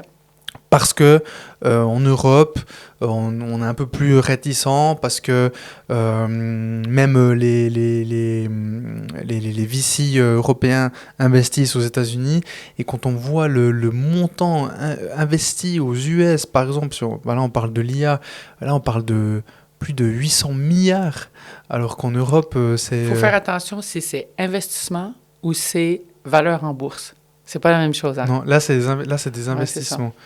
Euh, Parce que quand on parle Nvidia, c'est valeur en bourse. Hein? Oui, c'est clair, Ouais. c'est clair. Et effectivement, c'est pas la même chose. Mais par exemple, il y a Mistral, tu sais, l'entreprise française, qui a levé 1 milliard récemment. Mais OpenAI, c'est des centaines de milliards qu'ils lèvent. Et donc, en fait, tu vois, il y a... financièrement, en Europe, on manque encore de fonds. Après, enfin... Peut-être que c'est pas forcément négatif, mais en tout cas, ce qu'on voit, c'est qu'on a un retard. Je parle pas je parle pas de recherche, et je ne parle pas de certains marchés comme l'aérospatial, comme dans l'industrie. Mhm. Mais c'est plus dans ces domaines, tu sais, justement le cloud, Mhm. l'IA. Ces domaines-là qui sont dominés par ces nations dont on parle. Et donc, ma question, la question que je te pose, c'est est-ce que la Suisse a meilleur temps d'avoir des partenaires européens? Est-ce qu'on a un meilleur temps d'avoir une sorte d'Europe un peu plus soudée? Ou est-ce que la Suisse, faut qu'on reste un peu notre petite Suisse, un petit peu neutre comme ça, et puis qui ne s'associe Ouais. pas avec ces autres pays voisins? Bon, c'est-à-dire, quand on parle s'associer, c'est un gros mot. Hein? En fin de compte, c'est quoi? C'est des entreprises privées qui vont chercher du capital de privé ou de fonds. Donc, c'est pas, on ne peut pas intervenir en disant vous prenez que du capital européen, pas du capital ailleurs. Donc, en fin de compte, le capital, on le prend où il est, et où il est, ça dépend des marchés, de la grandeur des marchés, du passé, comment c'est construit. Et aujourd'hui, eh ben, si on est petit, c'est sûr qu'il n'y a pas le potentiel de lever dans ce périmètre-là des sommes de cette importance-là. Et c'est impossible. Tout ce qui se développe, c'est ce que je disais tout à l'heure, on doit travailler dans le réseau, parce que c'est plus possible de partir de zéro tout seul. On peut le faire sur des LMM, mais on a vu, on n'arrive pas après à faire un leverage avec. Donc, je pense qu'il faut voir plutôt, prendre où c'est possible, aller avoir une priorité sur des partenariats européens. Mais aujourd'hui, l'Europe, c'est trop de nations séparées qui, chaque nation, travaille dans un marché libéral qui va chercher ses partenariats où ils sont. Puis où ils sont, ils sont là où ça s'est développé. Puis on peut dire, c'est trop loin, c'est trop, on va pas refaire l'histoire. Maintenant, il faudrait aller chercher là où c'est possible, et avec de l'innovation, être un petit peu plus en avant pour être capable d'avoir une attractivité. Et c'est clair qu'à un moment donné, pour avoir un marché, souvent, ça va être un passage par une acquisition par un grand. Mais il y aura toujours des retombées sur des niches. Je pense que c'est plutôt comme ça qu'il faut qu'on se développe, sur des niches. Mais on ne peut pas le faire sans l'Europe, ça c'est sûr. Déjà, tout seul, c'est déjà difficile. Il faut profiter de ce bassin qu'on a. En 2020, en pleine pandémie Covid, ma femme et moi avons été rapatriés de Colombie. Heureusement, on était assurés chez la Mobilière. Tout a été couvert. C'est pour ça que je leur fais confiance encore aujourd'hui. Tu veux une assurance suisse, fiable et proche de ses clients? Contacte la Mobilière, mentionne le podcast et tu recevras un petit cadeau à Neuchâtel. Je voulais encore aborder un élément qui est de plus en plus dans mes réflexions, que j'ai commencé à aborder avec certains des derniers invités, c'est les compromis. Les compromis quand justement, on est CEO comme toi, tu l'as été, le compromis que tu viens de faire là en t'engageant dans ta commune et qui fait que tu ne pourras, enfin, en tout cas, Ouais. ces 3 prochaines années, enfin maintenant, il t'en reste quoi, 2? Ouais, 2 ans et demi pour l'instant. Pour l'instant, Ouais. qui fait que bah, tu vas toujours pas assez voir ta famille qui est au Canada. Tous ces compromis-là qu'on ne voit pas parfois en tant que... Enfin, parfois pas, on ne voit jamais les gens qui te voient, qui t'ont suivi, qui t'ont vu à la RTS, qui t'ont vu à gauche, à droite, qui te voient dans les conseils d'administration, qui nous écoutent ici et qui ne sont pas arrivés jusqu'à ce moment très précis. Ils se disent, bah, c'est incroyable tout ce qu'elle a fait. Et puis certains diront, bon, elle a eu de la chance parce qu'elle est arrivée là, à ce moment-là, etc., etc. C'est vrai. Et tu dis, c'est vrai, il y a eu de la chance? Ben oui. Il y a toujours un petit peu de Ouais. chance. Mais après, on la provoque et puis il y a pas mal de... Et toi, tu agis, donc tu vois, tu provoques cette chance-là. Qu'est-ce que tu as fait comme compromis? Que ce soit familial, que ce soit... Bon, quitter le Canada, apparemment, tu étais tellement amoureuse des montagnes de la C'est ça. Suisse. Mais n'empêche que tu as quitté certains membres de ta famille. Quel compromis marquant comme ça, ou des compromis que tu ne referais plus si c'était à refaire? Ouais, c'est dur à dire parce que dans le fond, est-ce que le mot compromis, c'est plus des choix que des compromis? Mhm. Alors, parlons de choix. Et peut-être, je me disais, j'aurais dû aller vivre en Suisse allemande pour mieux apprendre le suisse allemand. Mais je suis restée en Suisse romande parce que, ben, de fil en aiguille, puis après, il y a les enfants. Puis c'est vrai que si c'était à recommencer, peut-être j'aurais été plus présente en Suisse alémanique. D'autres choix que j'ai faits au niveau familial, voilà, j'ai passé du temps beaucoup dans l'entreprise. Ça veut dire que j'ai passé moins de temps avec la famille, même si j'ai toujours été 100% présente le week-end, puisque la semaine, c'était presque impossible. Mais je ferais le même choix aujourd'hui parce que je l'ai fait en harmonie avec la famille. C'est difficile à dire qu'est-ce que j'aurais changé, quel choix j'aurais fait. J'ai commencé à travailler chez IBM. Est-ce que j'aurais pu...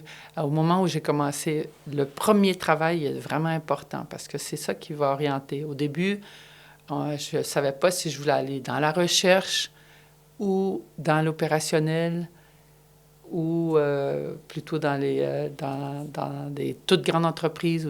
J'ai commencé à travailler chez IBM. C'est pas vraiment un choix. Hein. C'est le travail que j'ai trouvé. Pour un travail, j'étais engagée là. Mais ça oriente tout le reste. Le choix de venir en Suisse, je ne le regrette pas, mais c'est vrai que ça a mis une distance par rapport à mon vécu au Québec. Puis après, ben, je pense que c'est le vécu de tous les expats, ceux qui ont... Ben, on n'est pas 100% ici, on n'est pas 100% là-bas. Enfin, je suis à 90% ici, à 10% là-bas. Et après, tu te poses tout le temps des questions, mais la vie, c'est comme ça, c'est des choix. Et aujourd'hui, encore plus qu'avant. Avant, peut-être à la période avant moi, dans ma famille, on me disait « tu deviens infirmière ou enseignante ». C'était comme ça au Québec. Et les choix n'étaient pas très grands. Maintenant, les choix sont tellement grands que les jeunes, ils savent plus quoi faire. Ils ont trop de choix au niveau professionnel. Puis des fois, ils font 3, 4 CFC ou ils se déplacent parce qu'il y a tellement de choix. C'est la même chose. Avant, on avait une sortie par mois. Puis maintenant, il y en a tout le temps. Il faut savoir, les jeunes, ils attendent d'avoir tous les choix. Puis après, ils disent jamais oui parce qu'ils attendent d'avoir où ils vont dire non. Donc, les choix, ça fait partie de la vie, mais en fin de compte, ce qui est important, c'est de décider, de ne pas laisser traîner, parce que tout ça, ça fait un stress. J'ai décidé de venir ici, je ne repose plus la question, c'est bon. Donc, d'après ce que j'entends, il n'y a pas de... Regret? Ouais. Non. Tu as vécu en harmonie, et puis... En fait, c'est ce que tu dis, étant donné que tu as décidé à chaque fois, Ouais. c'est toi qui as pris le taureau par les cornes pour avancer dans ce chemin-là. Ouais. Et des fois, c'est une question de disponibilité. On ne peut pas tout faire. Mhm. J'ai arrêté de faire de l'aviation. Je regrette de ne pas voler, mais je fais d'autres choses. Oui, oui, oui. Donc, tu vois, je fais de la peau de phoque, je fais du vélo. Je peux regretter d'avoir passé plus de temps ici qu'ailleurs. J'ai fait beaucoup de grimpes à l'époque. J'aurais dû continuer, mais je ne regrette pas parce que ça m'a permis de faire d'autres choses. Oui.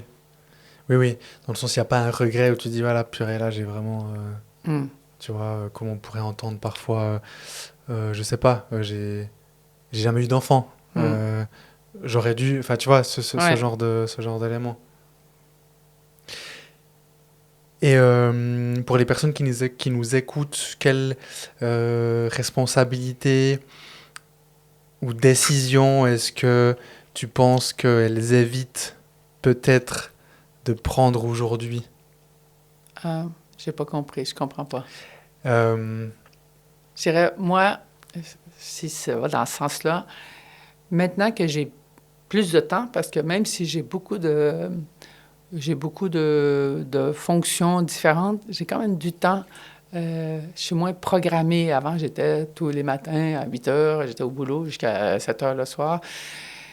Là, ça permet de dire, attends, je peux me remettre en question, je peux me dire, est-ce que j'écoute assez mes enfants, par exemple? Est-ce que je les écoute assez? Est-ce que j'ai assez de dialogue avec eux? Est-ce que je ne pourrais pas passer plus de temps, pas juste de façon faire des activités, mais aller en profondeur? Qu'est-ce qu'on est? Qu'est-ce qu'on veut faire? Est-ce qu'on va bien? Et puis ça c'est vraiment le gros changement, c'est d'aller plus en profondeur dans chaque choix qu'on fait. Et ça, effectivement, j'ai l'impression qu'il nous faut du temps pour ça. Mm-hmm. Parce que moi, je me dis souvent, alors c'est un petit peu bateau ce que je veux dire, ou un peu cliché. Tu sais, il y a un mouvement, non, ça existe depuis des millénaires, mais la méditation. Je parle pas de méditation de se poser les pieds croisés, fermer les yeux avec les mains en haut comme ça, mais juste de faire ce travail d'introspection. Ouais. Et ça, il y a eu une période où je l'ai eu fait et je me rendais compte plus facilement de certaines émotions qui allaient venir lorsqu'il y a eu X ou Y événements dans ma vie. Faire plus attention à certaines choses. Parfois apprécier le goût du café du matin, ces petites choses. Mais c'est vrai que quand on bosse de 8 à 19, de lundi à vendredi, en plus le week-end, on bosse peut-être aussi un peu ou alors on a les enfants. Moi, je suis papa depuis maintenant 1 an. En fait, il y a pas de pause. Ah ouais, elle est demandeuse tout le temps. Après, c'est toute la vie, elle avance comme ça, puis tout à coup, on se dit... peut-être qu'il faut que je prenne plus de temps pour réfléchir. Faire une introspection. Ouais. Toujours penser que je faisais juste pour ça, mais dans le fond, peut-être que c'était pas si juste que ça. Ouais. J'en prends note. Et Nicolas, on arrive à la fin de l'épisode. Juste avant qu'on arrête, je voulais t'entendre sur les recommandations Est-ce que tu as des recommandations de livres, de podcasts ou de ressources qui t'ont marqué ou qui te marquent? Bon, moi, je suis très fan des podcasts de la RTS. D'accord. Tout ce qui est pour comprendre notre monde, il y a tellement des podcasts sur des documentaires, sur ce qui se passe aux États-Unis. Moi, Play RTS, c'est vraiment... et des fois, je le recommande à des gens, puis je les vois, puis ils vont pas les voir. Ça me frustre parce que je trouve qu'il y a vraiment tellement de travail qui est fait pour faire ces podcasts que c'est dommage de ne pas en profiter. C'est tous ces documentaires sur l'histoire des sciences, sur ce qui se passe aux États-Unis, sur les négociations en Europe. C'est vraiment des excellents podcasts. Alors, les livres, s'il y en a, il y a un acteur, pas un acteur, un écrivain que j'ai rencontré lors d'une émission Infrarouge, c'est Giorgio D'Ampoli, qui a écrit en tout cas un livre, Le Mage du Kremlin, qui est un excellent livre que je recommande à chaque personne. Ça permet de voir un peu pourquoi la Russie est devenue ce qu'elle est, quelles sont les blessures qu'elle a eues, qu'elle essaie de repenser aujourd'hui.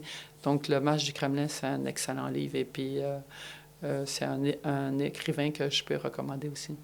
Super, on mettra tout ça dans les notes de l'épisode. Et j'ai un concept où l'ancien invité pose une question au futur invité, et il ne sait pas à qui il va poser cette question. Cette question est la suivante, ça parle de l'IA. Est-ce que tu penses que l'IA va bouleverser ton domaine d'activité? Pourquoi? Ah ben, certainement, c'est déjà le cas, mais je pense qu'on est au balbutiement. Parce que le potentiel de l'IA, il se construit pas de façon linéaire, mais de façon... Tu peux juste te rapprocher, s'il te plaît. Ouais. Merci. Le potentiel de l'IA, c'est un peu comme Internet quand c'est arrivé. Ça se construit même pas à 3 dimensions. Ça se construit de façon volumique plus que de façon linéaire. Donc, le potentiel, on n'arrête pas de trouver des nouveaux potentialités qu'on peut utiliser avec l'IA. Et ma dernière question, Nicolas, qu'est-ce que le succès pour toi? Ben, le succès, c'est je dirais, d'être heureux dans qu'est-ce qu'on a réalisé. Donc, dans ce qu'on a réalisé, donc, en regardant le passé. Ben, le succès futur, c'est autre chose, mais le succès, de façon intrinsèquement, c'est, ben là, ça, c'est un succès parce que je voulais faire tel trail, arriver dans les 100 premiers, j'y suis arrivé. Un succès dans la famille, c'est parce que j'ai 2 enfants et je suis super heureuse de voir comment ils se développent. Ça, c'est un succès. Donc, c'est d'être à la hauteur, quand on est à la hauteur où on va dans la direction de ce qu'on s'était dit, ou même qu'on va plus loin que ce qu'on pensait qu'on pouvait aller. Merci beaucoup, Nicolas. Ouais. Est-ce qu'il y a un élément dont on n'aurait pas parlé que tu aurais souhaité évoquer? Comme ça, on a fait pas mal de tours. Ouais, je crois aussi. Merci beaucoup. Et mon partenaire LVDD qui t'offre cette huile piquante pour les pizzas, les pâtes ou bien d'autres façons. Donc j'espère que tu aimes le piquant. Donc c'est La Volonté du dé qu'on peut retrouver sur Manor ou sur leur site internet. Et puis on remercie aussi Benefic Kombucha. Ah oui, c'est pas mal. Ouais. Régalé, ouais, tu vois. Bon. Avec, je sais pas, j'étais un peu... Un peu sceptique. Oui, un peu sceptique. Je crois que je te l'ai mal vendu au début. Oui, c'est ça. Ouais, c'est fait avec des champignons fermentés. Ouais, c'est ça. Je pensais que tu allais partir dans un trip. Café. C'est ça. Ouais. Merci beaucoup, Nicolas. Ouais, plaisir. Merci à tout le monde et à tout bientôt. Ciao, ciao. Merci d'avoir regardé l'épisode en entier et pour m'aider à continuer, je te demande une seule chose, c'est de t'abonner à ma chaîne. N'oublie pas de commenter, liker les différentes vidéos et de la partager autour de toi, c'est ce qui m'aide à continuer. Rendez-vous début septembre pour un nouvel épisode. Ciao, ciao.